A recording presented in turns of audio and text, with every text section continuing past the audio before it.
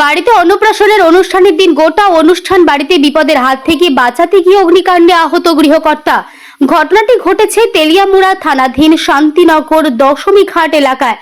ঘটনার বিবরণে জানা যায়, শান্তিনগর দশমী ঘাট এলাকার বাসিন্দা পার্থ বণিকের বাড়িতে বুধবার ছিল অন্নপ্রাশনের অনুষ্ঠান।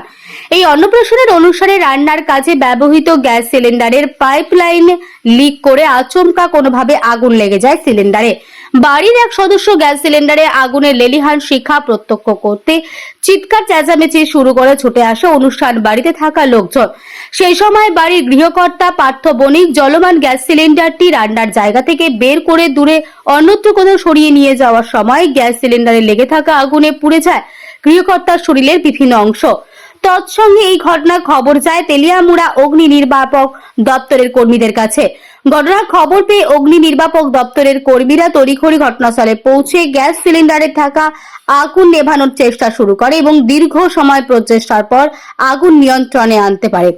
সেই সঙ্গে তড়িঘড়ি অগ্নি নির্বাপক দপ্তরের কর্মীরা অগ্নিদগ্ধ গৃহকর্তাকে উদ্ধার করে নিয়ে আসে তেলিয়ামুড়া মহকুমা হাসপাতালে। বর্তমানে আহত ব্যক্তির চিকিৎসা চলছে তেলিয়ামুড়া মহকুমা হাসপাতালে।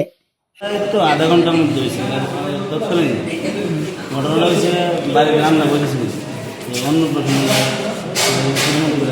কিছু অনুষ্ঠান রান্না শেষ লাস্টে মনে হয় একটু গ্যাসের হিটটা একটু কমাইতে গেছে আয়া দেখছে গ্যাসের কমাইতে না বাইরের বউ দেখছে গ্যাসের আগুন বাবু দূরে গেছে করতে আসলো গিয়ে ফাইভের গুড়িতে আগুনটা পড়ছে আগুনটা এমন ফাইভ দিয়ে ঘুরে আছে আনতে গেছে আগুনটা সারা ঘর আগুনটা স্পিডে বেড়েছে সারা ঘর রয়ে যাবে ওর টাইম নেই গেছে এখান থেকে বাবু ওই একবার কবজাটা করছে এবং বাবু সারা শরীরে এখন পায়ে হাতে করছে। নাম কি ওনার?